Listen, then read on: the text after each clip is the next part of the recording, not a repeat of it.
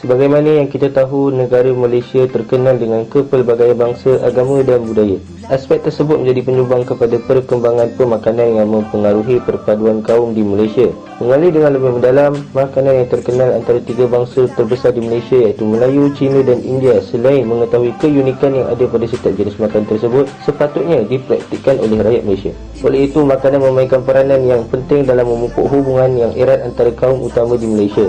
Penyadaran mengenai makanan-makanan dari pelbagai jenis kaum di Malaysia perlu dikaji dan diperkemaskan lagi supaya masyarakat di Malaysia mengetahui tentang makanan dan tidak melupakan makanan-makanan tradisi masyarakat yang ada.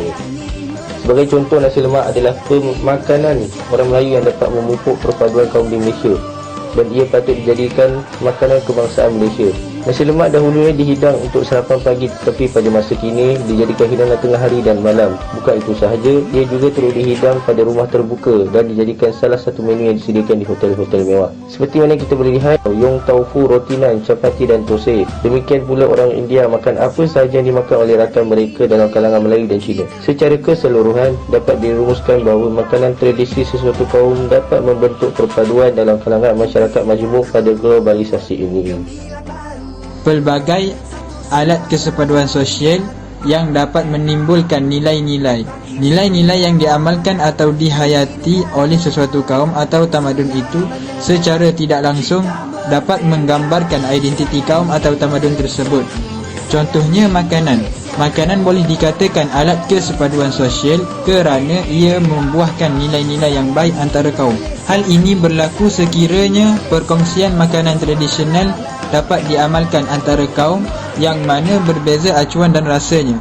Maka hubungan silaturahim yang sedia ada semakin erat dan tidak akan mudah putus apabila berlakunya sedikit perselisihan faham, contohnya dalam bab agama, politik dan lain-lain. Dalam pada itu, nilai adalah penentu kepada sikap dan tingkah laku. Sekiranya sikap dan tingkah laku sesebuah kaum baik, maka ia dapat menghasilkan nilai yang baik dan akan dipandang tinggi oleh masyarakat. Dalam konteks usuluddin pula, nilai yang dapat dikaitkan adalah perselisihan faham dalam agama akan lebih menegakkan lagi agama kita dalam berhujah dengan baik dan tidak menimbulkan perbalahan seperti penghinaan ke atas agama kaum lain. Selain itu, ia juga boleh menarik seseorang untuk masuk ke dalam agama kita, iaitu agama Islam. Sejak negara menikmati arus kemerdekaan, makanan menjadi salah satu pemangkin alat kesepaduan sosial.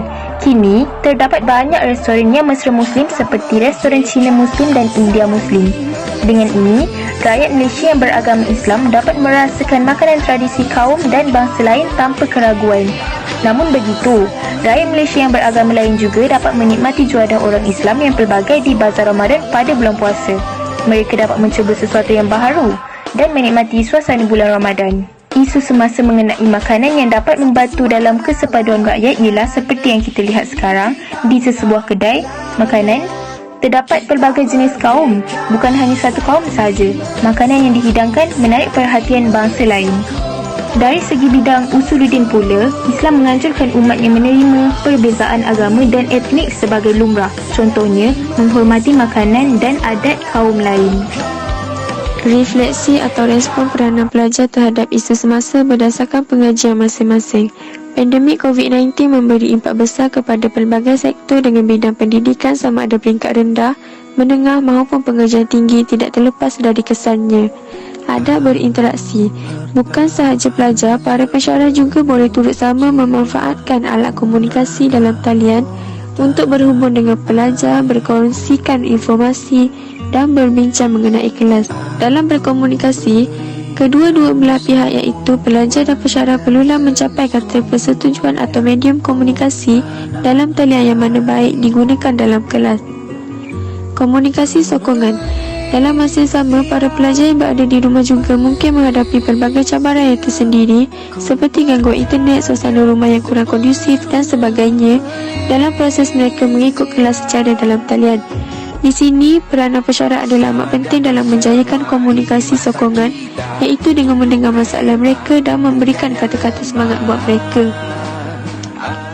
Faktor makanan membantu kesepaduan rakyat.